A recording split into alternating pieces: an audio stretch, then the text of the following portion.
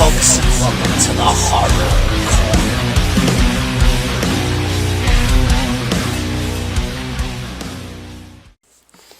Well, you know what they say. When there's no more room in hell, the dead will walk the earth. Good evening, folks, and welcome to the Horror Corner.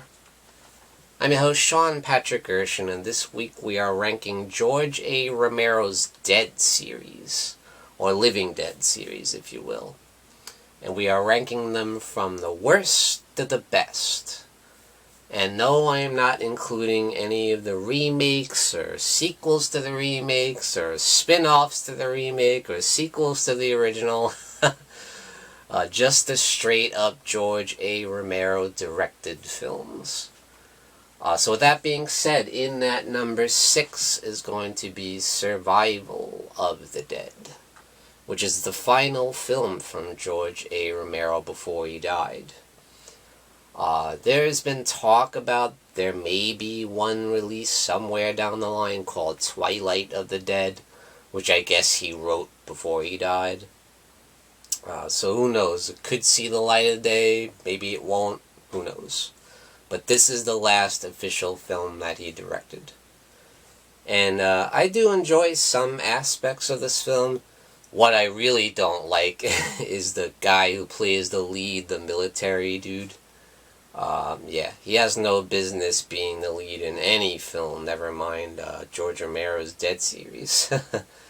But what I do like about the film is there's a few gags for the special effects that I like, especially the scene where the one zombie gets his head blown off and like the top of his head lands on his neck. It's hilarious.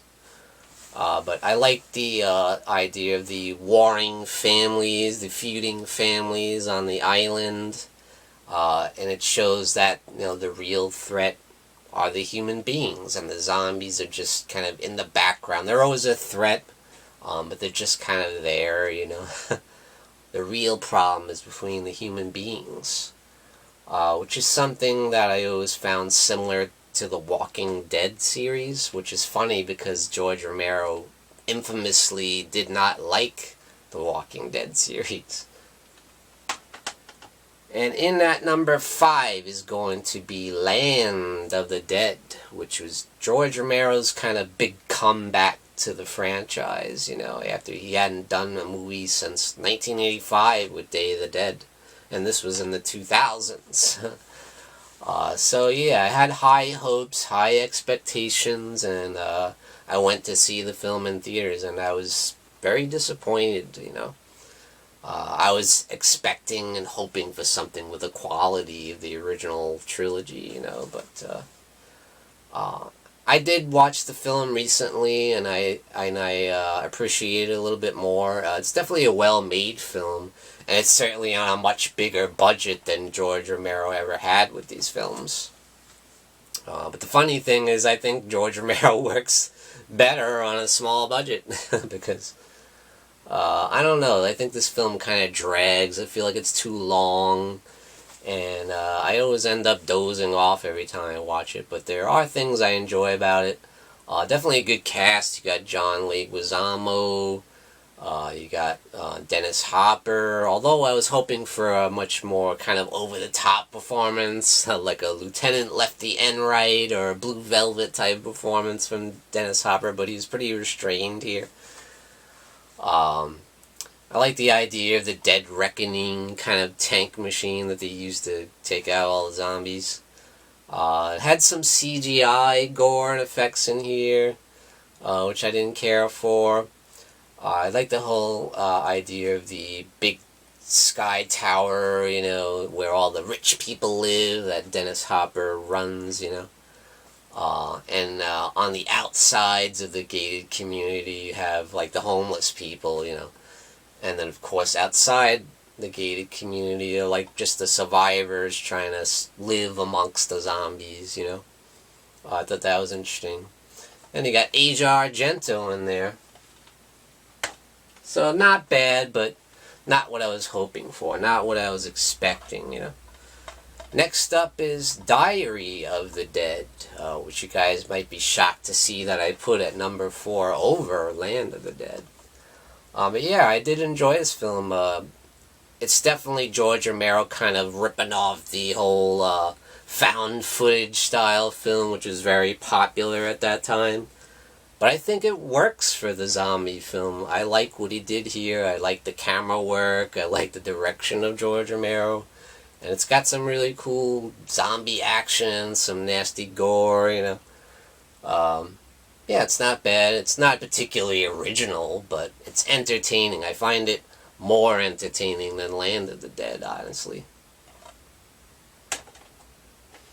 And, yeah, now with that being said, I feel like the recent trilogy of films is really no way near the quality of the original trilogy of films. It's just like light years away. I feel like the original three to me are absolute horror classics, each one of them.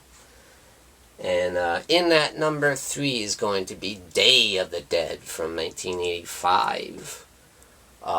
Which, yeah, it may be the least of the 3 original trilogy, but it's still an absolutely excellent film. With, I think, the best gore effects of the entire franchise. And I think it's Tom Savini's best work that he ever done, The zombies look much more decaying and decrepit and rotting, and the guts hanging out, Awesome, awesome stuff. Not only that, but I like the whole idea of the military underground bunker. Gives a real claustrophobic feel with the zombies, they're kind of in there with the zombies, They're holding them off on the outside with this barricade thing, but, at some point something's going to go wrong, and obviously it does. But it's interesting, the battle between the military people and the scientists trying to discover a cure, or at least find out what makes the zombies tick, and that's what this guy, Dr. Frankenstein, is trying to do. Yeah, and he does kind of find this one zombie, which is the greatest performance ever for a zombie, and that's Howard Sherman as Bub. A zombie that's actually slowly learning who he used to be before he died, We see him, listening to the radio and the headphones. We know he knows how to use a gun. He knows how to do a military salute because he used to be in the military, It's very interesting, and what a great performance. Yeah, I wish they probably explored that a little more in the series. They did a little bit in the Land of the Dead with the Big Daddy guy, but not to the extent of Howard Sherman's Bub. Great stuff and great direction by George Romero. It's just a fantastic film. And in that number 2 is Nights of the Living Dead, the original classic from 1968. An absolute masterpiece, one of the greatest zombie films of all time. And I think to this day it's the scariest zombie film of all time. So yeah.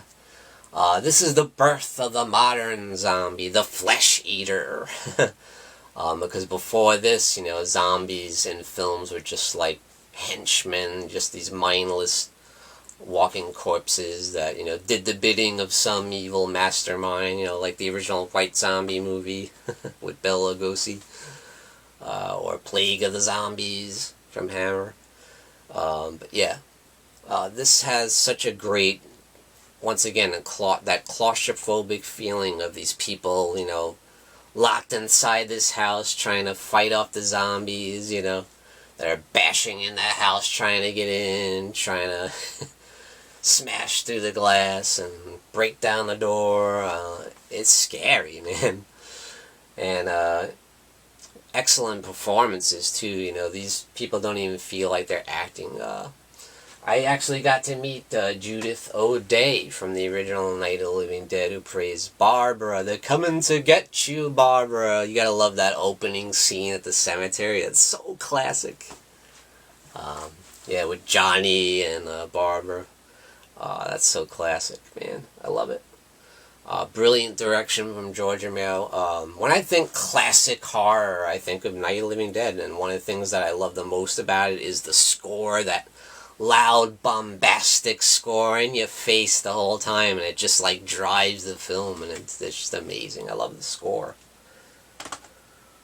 So, in that number one is going to be the zombie masterpiece to end all, and that is Dawn of the Dead from 1978. Yes, the greatest zombie film of all time, in my opinion, yeah. It's just an absolute epic, you know. I love the social commentary in it.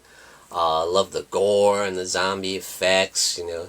Not only does Tom Savini do the special makeup effects in the film, but he stars in the film as well as the, you know, the head biker of the biker gang.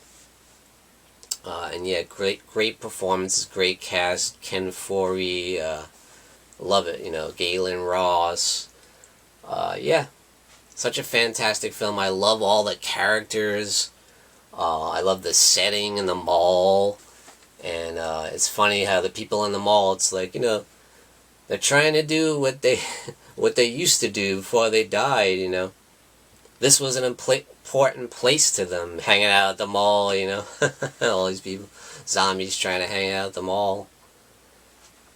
But yeah, you got two members of the SWAT team, so they really know how to shoot, so they get the zombies straight between the eye, except for Flyboy, who can't shoot to save his life, and it's like maddening. It's like, dude, put the gun down, let somebody else kill these zombies, because you have no skill. But yeah, great effects, awesome gore. The idea of a woman that's pregnant during the zombie apocalypse is really a scary thought, you know. It's like, what are you going to do? You're going to raise a baby in this environment? It's insanity, you know. And it's crazy.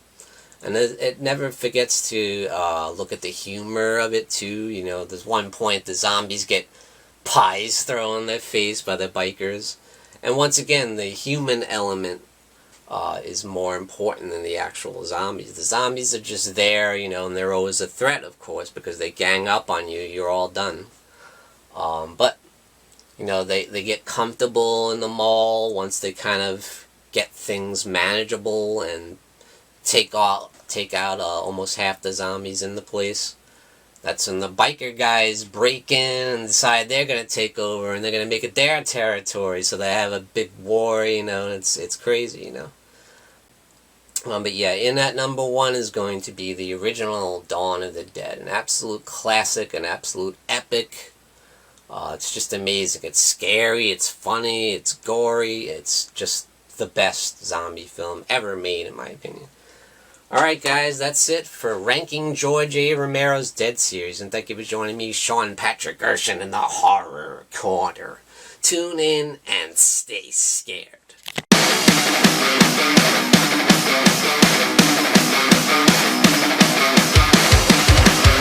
Good evening, folks, and we got some brand new merchandise for you over at www.thehorrorcona.com, and that's CONA.com. Representing the Horror Corner. Great new design. We got the Morbid Hour live stream there, you got the Horror Hangout live stream there, and you got my nemesis, the Dark Fate. So grab your t-shirt over at www.thehorrorcona.com. And we also got this beautiful new mug. Look at that. Very, very cool. Thought that came out really nice. So grab your merchandise today over at www.thehorrorcona.com.